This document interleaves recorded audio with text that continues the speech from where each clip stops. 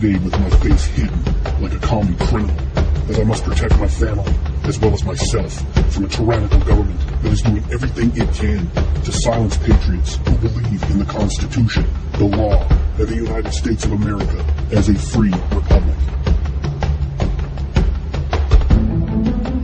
I am so tired of hearing from people who can't seem to face facts, or that refuse to, I should say. A lot of people seem to think that the law that is on the books now is what applies to Mr. Obama. It does not. The law that was in force when he was born is what matters. Do you even know what the law was at the time that your Messiah was born? The law then is what mattered, and it was in effect from December 24th, 1952 until November 13th, 1986. And it reads, Section 301, as effective on December 24th, 1952, when enacted in 1952, required a U.S. citizen married to an alien to have been physically present in the United States for 10 years, including 5 after reaching the age of 14, to transmit citizenship to foreign-born children.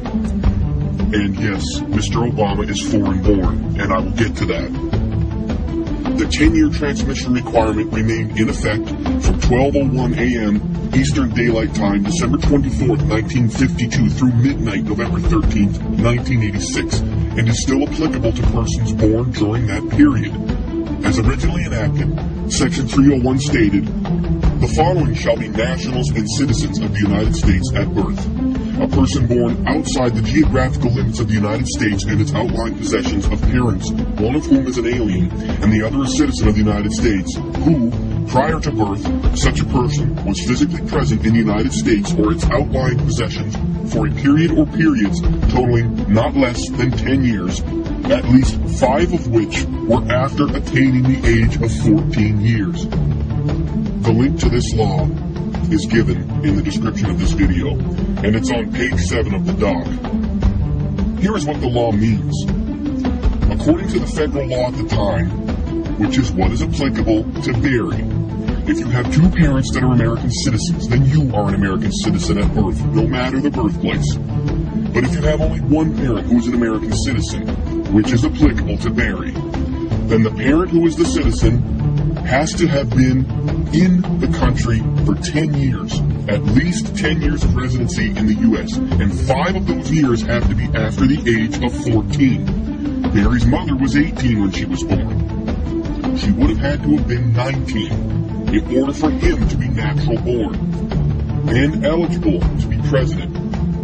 Oh, that's just a small technicality, people say. It doesn't really matter. Yes, it does. The law is the law.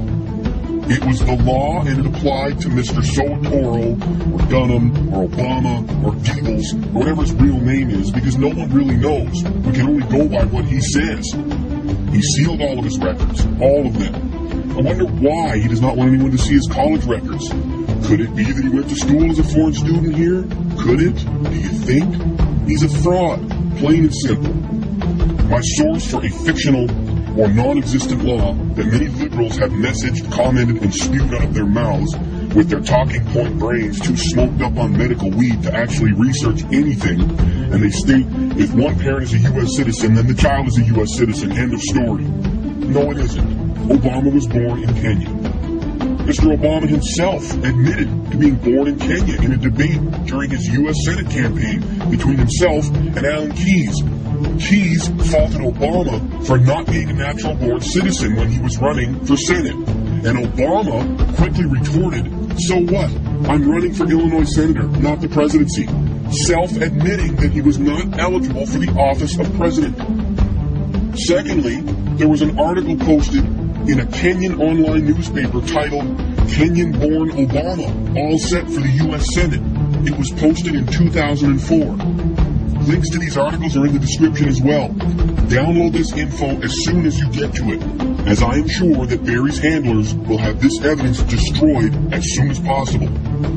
Fellow patriots, I am unsure why so many of his supporters refuse to accept the fact that this man is an imposter, and that he is a direct threat to everything this country and the Constitution of the United States of America stand for. He is a threat to everything our brave men and women have fought and died for. He is treading on everything our forefathers bled and died for, to put in place to protect us from people like him. He is shredding the Constitution, making a mockery of the legal system, and laughing at us, all of us. Do you think that him and his cronies are only laughing behind closed doors at the birthers, at the opposition to his cabinet? No. He is laughing the hardest at all of the idiotic blind sheeple that can't see the forest for the trees. People have been convicted of murder and sentenced to death with less evidence than is screaming out against this fraud. My stomach gets tight, my fists clench every time I see his face or hear his voice, because I know that every time I see him and every time I hear him, I am witnessing one of the greatest criminal acts ever committed against our Constitution.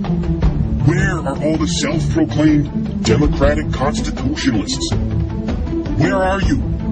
You sure screamed from the rooftops against all of the broken laws and violations to the U.S. Constitution when GW was in power, when Bush 1 was in power, when Reagan was there. Where are you now? People, Democrat, Republican, Independent, we need to get past our political views long enough to expose this fraud. Sure, we can go back to debating our political ideologies afterward. I'm a conservative, independent. You're a Democrat. He's a Republican. She's this. They're that. Fine. We can still have those debates and disputes. But think about it. If we show what his true colors are, if we show the true Obama, there will most likely be another election.